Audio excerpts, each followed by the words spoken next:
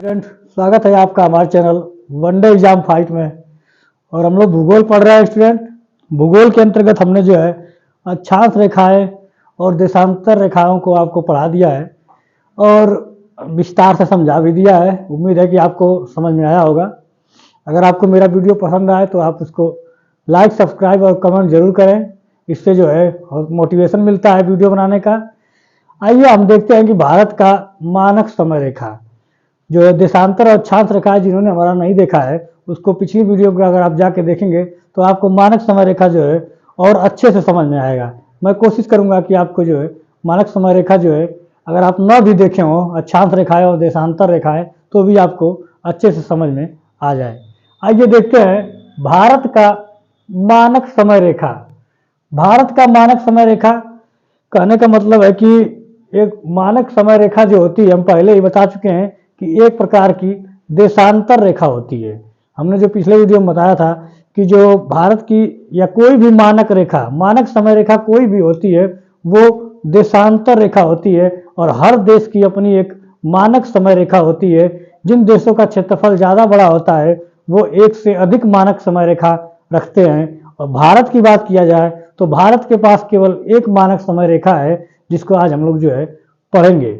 मानक समय रेखा का मतलब होता है कि किसी भी देश के मध्य से कोई एक जो देशांतर है, यानी कि किसी भी देश के ठीक मध्य में जो देशांतर रेखा होती है उसका जो स्थानीय समय होता है वो पूरे देश के लिए जो है मानक समय रेखा मान लिया जाता है। जैसे कि अगर रूस की बात की जाए तो उसका जो क्षेत्रफल है काफ़ी बड़ा है, इसलिए रूस ने क्या किया है कि अपना जो मानक समय रेखा है उसको कई भागों में जो है बांट दिया है। तो रूस के पास जो है 11 मानक समय रेखा है। उसी तरह अगर अमेरिका की बात किया जाए तो अमेरिका के पास जो है 6 मानक समय रेखा है।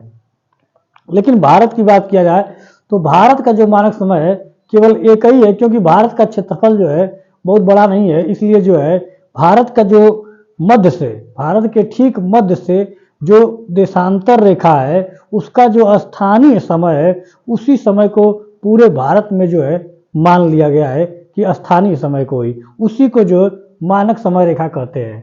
यहाँ पर देखिए, किसी देश में किसी एक मध्यवर्ती देशांतर के स्थानीय समय को पूरे देश का मानक समय मान लिया जाता है, जिसे मानक समय कहते हैं। वही कह रहा है कि जो मध्यवर्ती देशांतर होगा, किसी हमारे देश के सबसे मध्यवर्ती जो देशांतर रेखा है उस देशांतर रेखा का जो स्थानीय समय होगा उसी समय को हम पूरे देश में जो है मान लेते हैं। ठीक है। भारतीय मानक समय रेखा 82.5 डिग्री पूर्वी देशांतर से लिया जाता है जो इलाहाबाद के नैनी से होकर गुजरती है। कह रहा है कि जो देशांतर रेखा है वो 82.5 डिग्री पूर्वी देशांतर रेखा है और ये बहुत ही इम्पॉर्टेंट टॉपिक है जो बार बार एग्जाम में पूछता है। तो जो देशांतर रेखा हमारी होती है उसका जो डिग्री है वो 82.5 डिग्री पूर्वी देशांतर माना जाता है और ये इलाहाबाद के नैनी से होके गुजरती है। भारतीय मानक समय, जो भारतीय मानक समय है इंडियन स्टैंडर्ड टाइम जीएमटी, जिसको कहते हैं कि ग्रीनविच मीन टाइम, जो पिछले वीडियो हमने बताया था कि जीएमटी को हम ग्रीनविच मीन टाइम होती है जो पूरे पृथ्वी का एक जो मानक समय रेखा है वो लंदन के एक ग्रीनविच शहर से होकर गुजरती है, उसी को जो है जीएमटी माना जाता है। और जो जीएमटी से ग्रीनविच मीन टाइम से 5.5 घंटे आगे है।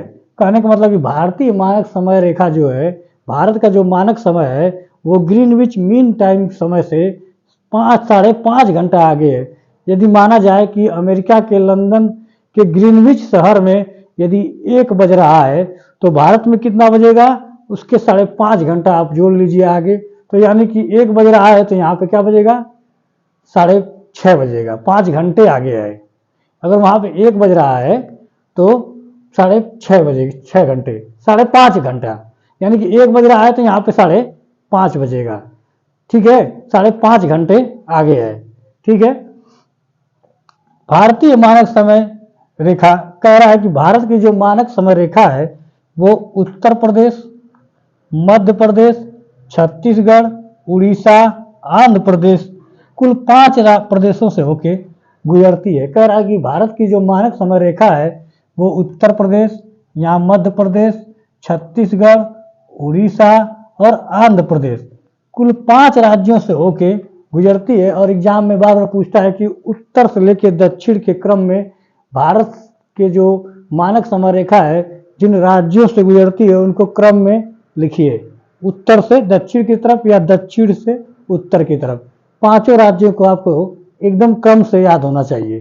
ठीक है, यहाँ पे कह रहा है कि 1 डिग्री देशांतर घूमने में पृथ्वी को 4 मिनट लगता है।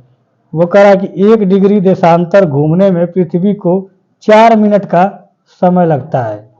कह रहा है कि जो पृथ्वी है हमारी, हमने पिछले वीडियो में पढ़ा था, जो हमारी पृथ्वी है वो 24 घंटे में 360 डिग्री घूम जाती है।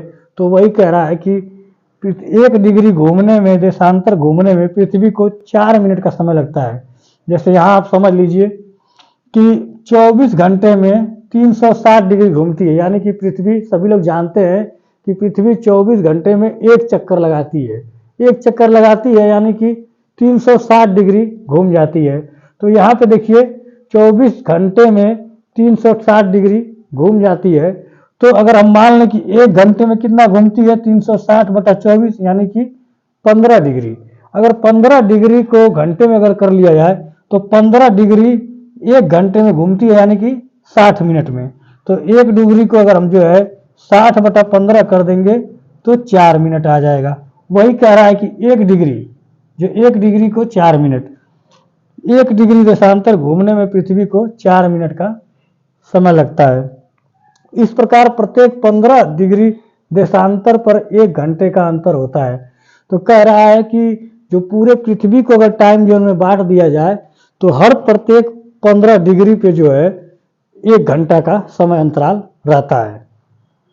पृथ्वी के 1-1 घंटे वाले 24 समय क्षेत्रों में बांटा गया है। ये पिछली बार बहुत इंपॉर्टेंट है और ये पॉइंट जो है पीसीएस में पूछा हुआ क्वेश्चन है कि जो मानक समय है पृथ्वी के जो टाइम जोन है उसको कितने भागों में बांटा गया है। तो पृथ्वी के जो 1-1 घंटे वाले 24 समय क्षेत्रों में बांटा गया है। ये आया हुआ क्वेश्चन है, इसलिए आपको याद रखना है। और यहाँ पे हम देखेंगे, इससे पूछता है भारत से कि भारत के कितने राज्यों से गुजरती है, इनको क्रम में उत्तर से दक्षिण की तरफ बताइए। और 82.5 डिग्री कितना डिग्री होता है, 82.5 डिग्री पूर्वी देशांतर, अब इसको नहीं भूलेंगे, पूर्वी देशांतर, क्योंकि सब 82.5 डिग्री दे देता है तो कभी पश्चिमी देशांतर कभी उत्तरी देशांतर कर देता है, तो ये पूर्वी देशांतर है। ठीक है ना। और इलाहाबाद के नैनी से गुजरता है। नोट्स में लिखा हुआ है, ये थोड़ा इंपॉर्टेंट है, इसको समझ लीजिए कि गुजरात और अरुणाचल प्रदेश के स्थानीय समय में 2 घंटे का अंतर होता है। कहने का तात्पर्य है कि गुजरात और अरुणाचल प्रदेश के समय में 2 घंटे का अंतर होता है। कहने का तात्पर्य है कि अगर अरुणाचल प्रदेश में अगर सुबह के 7 बज रहे हैं तो गुजरात में कितने बजेंगे, 5 बजेंगे। क्योंकि सूर्य पूरब से उगता है तो हमारा जो देश का पूर्वी हिस्सा अरुणाचल प्रदेश है, सबसे पहले सूर्य कहाँ दिखाई देगा, अरुणाचल प्रदेश की तरफ। तो अरुणाचल प्रदेश के लोग जो है सुबह में अगर 7 बज रहा है तो गुजरात वालों की तरफ अभी सुबह हो रहा है, क्योंकि सूर्य की किरणें इधर जो है थोड़ा बाद में दिखाई देंगी, तो इधर अभी 5 बजेगा और इधर कितना बजेगा, 7 बजेगा। तो इसीलिए जो है गुजरात और अरुणाचल के प्रदेश के बीच में जो अंतर है समय का, वो 2 घंटे का अंतर है। लेकिन फिर भी जो है मोटा मोटी जो है हम लोग के पास केवल एक ही टाइम जोन है, इसलिए हम मान के चलते हैं बहुत ज़्यादा अंतर नहीं है, इसलिए जो है हम लोग मान के चलते हैं एक ही टाइम जोन। नहीं तो अगर उस हिसाब से हम लोग टाइम जोन बनाए तो हम लोग को भी 2 या 3 टाइम जोन बनाने की जरूरत पड़ जाएगी। इसलिए जो है हम लोग जो है मध्य वाले को ही मान के चलते हैं कि एक टाइम जोन से काम चल रहा है। तो अब समझ लिए कि गुजरात और अरुणाचल प्रदेश के बीच का जो समय अंतर है वो 2 घंटे का अंतर है। और आपको जो एग्जाम में कई बार पूछा हुआ है, एक प्रश्न है। ठीक है, इससे ज़्यादा आपका नहीं आएगा। धन्यवाद।